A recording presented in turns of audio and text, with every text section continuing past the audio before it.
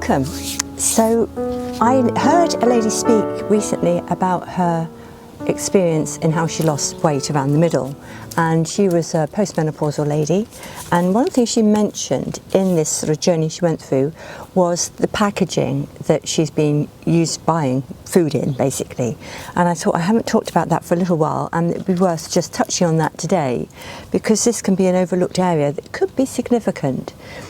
When it comes to gaining weight and holding on to weight and having difficulty losing weight, there's usually more than one thing going on. So tackling each little area can be very beneficial. And it's different for everybody. So it might not be the food you're eating, it may not be the exercise you're doing, it may be something else that's interacting with your body. And packaging can be an issue. So I wanted to talk about that.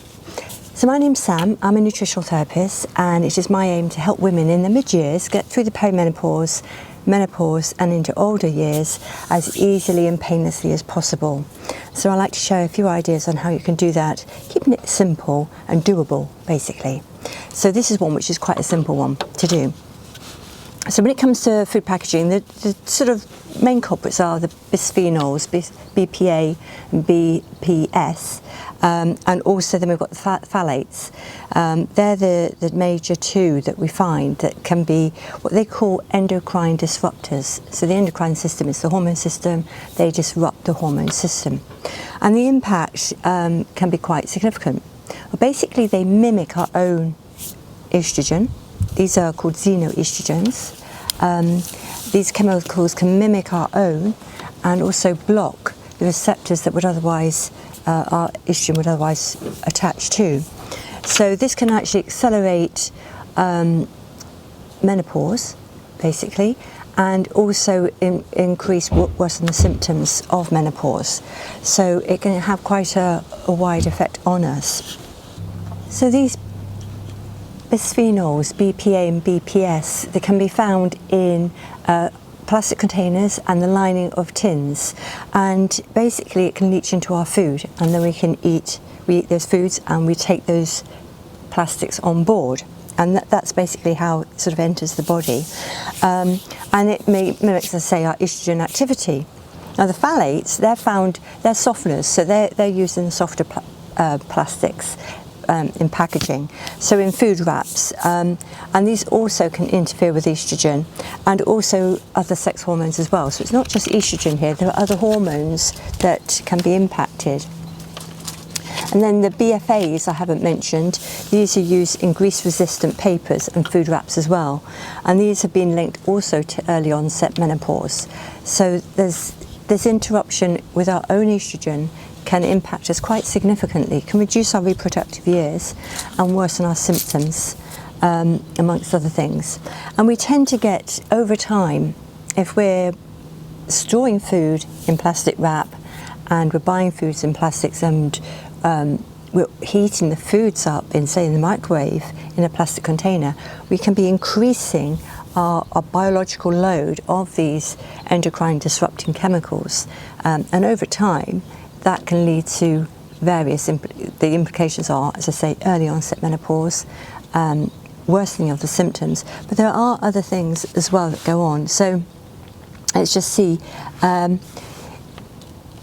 basically it interrupts the signalling, it can be irregular, so we can get these ups and downs, and that's why we find we might get some hot flushes, mood issues as well, can be aggravated by this.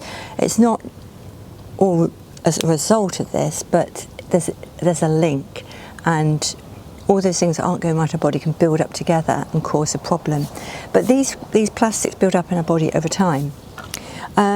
We also get what they call metabolic strain. So these chemicals in these packagings can also affect other hormones, our stress hormones like insulin and cortisol. And this is where we might have mood issues again, but also we know cortisol, high levels of cortisol, so high levels of stress continuously, can lead to more weight around the middle.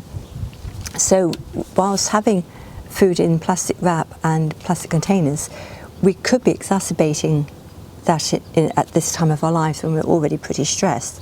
So removing these plastics can also alleviate that heightened cortisol and that deposit of the fat around the middle. So that's something else from a weight perspective. This is how they can impact us. So what can we do about this? Well, I've mentioned the microwave, avoiding heating food up in a plastic container in the microwave. Containers, select things like glass, stainless steel and ceramic. They're the better options. I also, you can't really escape buying food in plastics at times, I like to decant them into something else. I don't often buy cans of beans, for instance. I do buy them. I look for the BPA-free linings, and it's looking for those certified free packagings that are certified free of bisphenols and the phthalates. Now, I would like to say, I still think one needs to be careful because there's always a new and improved that comes out in the market, and then 10 years down the line we find out they weren't quite as good as we thought they were. So if we can get back to more natural ways of storing our food, I think we're going to be promoting better health and better menopausal experiences down the line. So I put cheese, which is particularly powerful. Any sort of fat tends to leach the plastics out of the packaging, and that sort of goes into the cheese or the fat itself, and then we eat that fat, we take it on board. So if I buy cheese, I like to keep that in a glass dish. It can have a plastic lid as long as it's not touching. Stainless steel, I keep my butter in a stainless steel butter dish or a ceramic one. I don't keep it in plastic. I have to admit, I have to check out the greaseproof paper because I thought parchment was free of chemicals. It's not. It seems that parchment has a silicone coating, whereas actual greaseproof paper should be free of any coating, but you might need to grease it if you're using it for baking or whatever it may be. So that's what I would do, is decant food when I buy it, or it's what I do, and I don't store it. Once something's used, I store it in glass dishes predominantly. And I use old jam jars as well. They're particularly convenient for small amounts, and they go in the dishwasher. It's easy, and I'm not actually spending extra money. So I wanted to share that. So if you are experiencing sort of hormone imbalances at this stage of life, or you've got issues with losing weight, this may be something you could tackle. It wouldn't do you any harm to tackle this whatever stage of life you're at, and just start to remove these packagings wherever you possibly can. And as I say, it is difficult. So many foods come. I think I found a product that's in a glass jar, and then they start to package it in plastics, and you think, oh. So I hope that's helped you. Simple changes to be done, and please like and subscribe if you enjoy these videos or think they're useful. Please share them with somebody who may benefit, and I look forward to seeing you again soon. Thank you. Bye bye.